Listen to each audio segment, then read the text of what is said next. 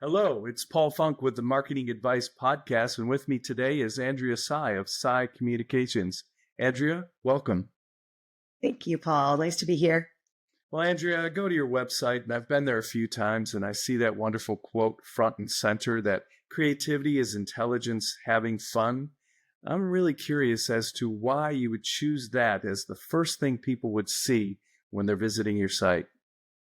Yeah, well, it's an Albert Einstein quote, and I feel like it sums up marketing kind of perfectly.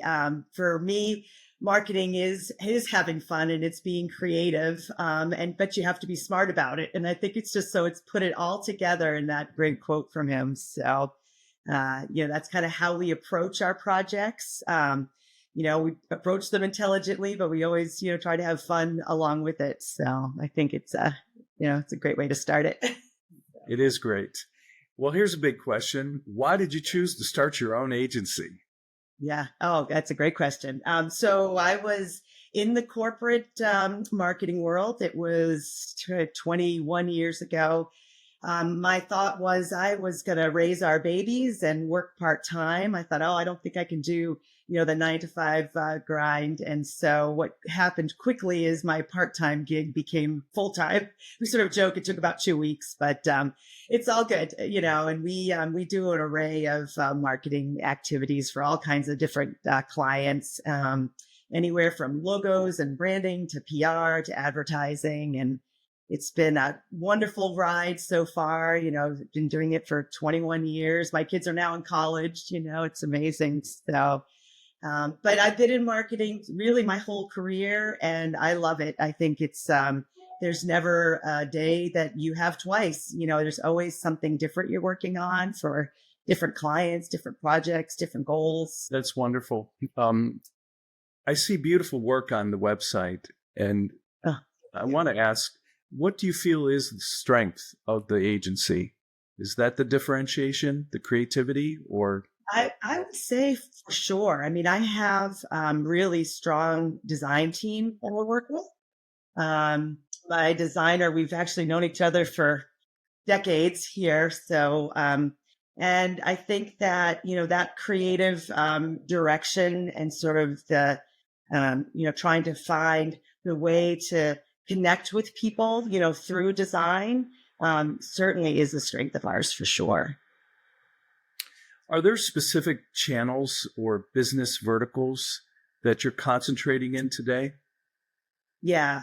So a big majority of our business is within the manufacturing, the plastics and manufacturing arena. So we have a whole host of clients that produce products for the manufacturing of things, made by plastic, which is everywhere. So it's a huge industry.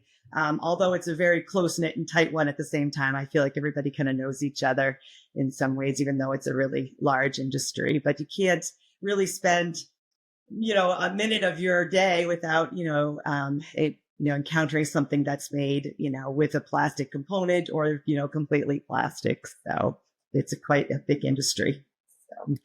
So is that concentration of plastics industry right there in your backyard?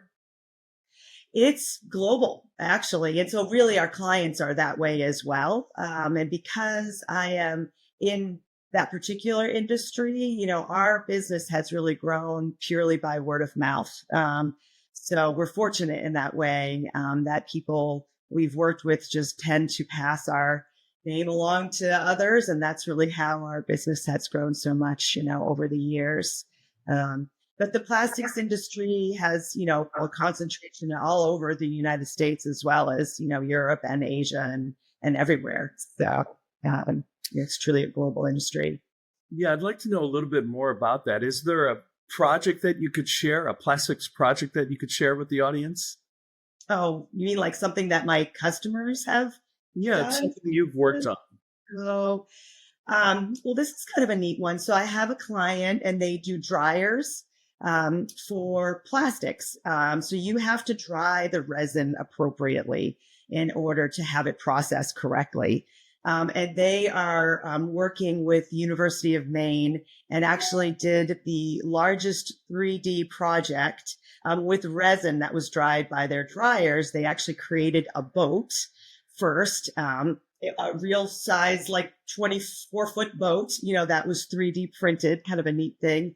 And now they're actually working on housing. So they, with the University of Maine and with, their dryers, they're actually creating housing from 3D printers. So it's kind of a neat thing.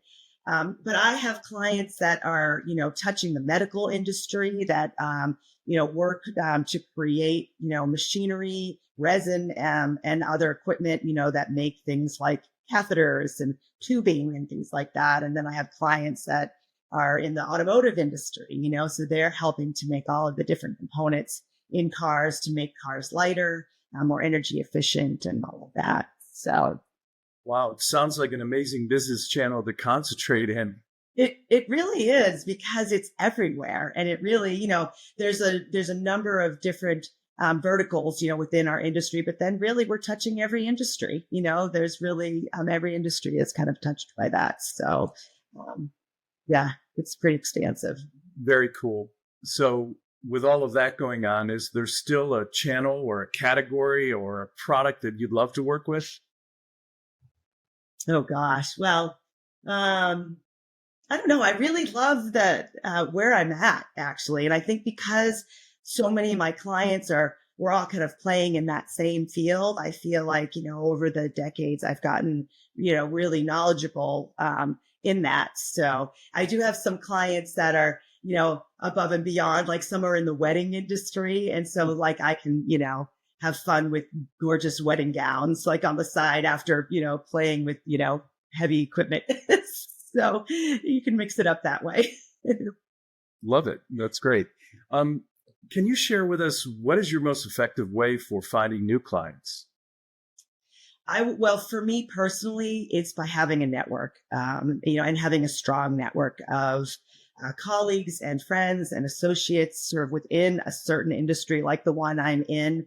That is absolutely how I've grown my business, is to grow those relationships, and really, by serving and doing a good job for people. When they need more, they come to me, or if they move to a different organization, they call me, and all of that organic growth is truly how I've grown, the business, you know, and I've done some presentations. Certainly I used to, speak at a different conferences from time to time, and that just kind of helps, with your thought leadership. So that certainly has helped, as well.